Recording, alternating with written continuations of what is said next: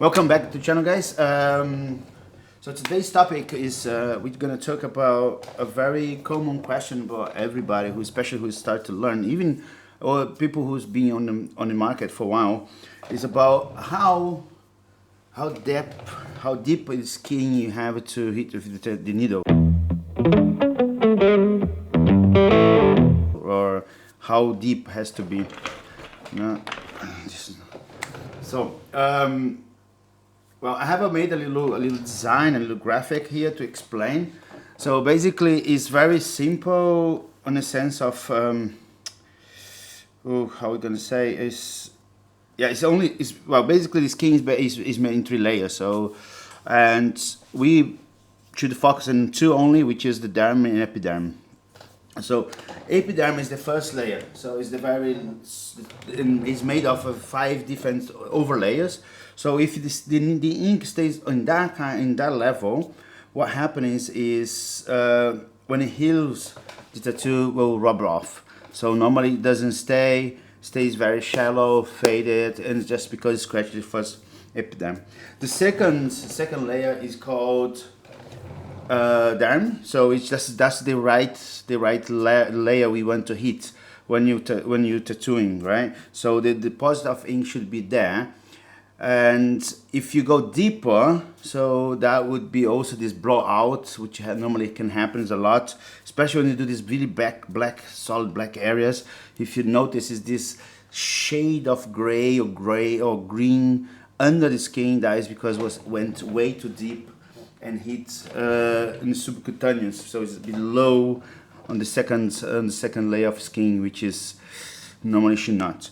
And also another common result is having keloids, which is this little lump on the skin, like a healing process. You can see a lot of people have when they do this very heavy-handed tattoos, and then skin stays like a little bit like over, a little bit like this. That is why it's also reason why it was hit so deep. So here I made a little sketch. So here's the needle, as you can see, and so here we have the hair. So epidermis, so is this the first layer here?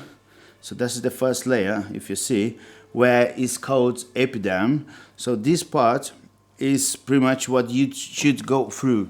So normally on the permanent makeup, that's what they hit. So normally the pigment stays in this area on a permanent makeup. And tattooing, as you can see, here's the needle, and here is the deposit where it should stay the ink. So this is a blob of ink made there. So this is them. Okay, so pretty much all the hair, and that's why I made the video on how to shave, because if you shave in the wrong direction, we'll touch this part here, and that can create this not so cool healing process, also kind of a process of a tattooing healing, or can also make this ungrow hair to happen. Okay, so again, you should always be very careful to never go over. So subcutaneous, that's the third layer here. Here we have this. So here's the place where you want to have the ink, so that the ink stays in. When the needle goes in, that's supposed to be the place. If it stays in on that layer, will heal perfectly. We will have no problem whatsoever with the ink. Will looks good, and you're not gonna have any issues with keloid. And also in the healing process, it will be pretty much straightforward. So normally when this on a epiderm, if the ink stays in this area here, what happens is that because these are 5 layers of so-called sub-layers, they peel off, and then the ink comes off as well. So we'll stay, of course, the tattoo will stay pretty much, a part of it will stay, but it will be very faded, it will look very rough, and also, you know, would look like it's been there for years.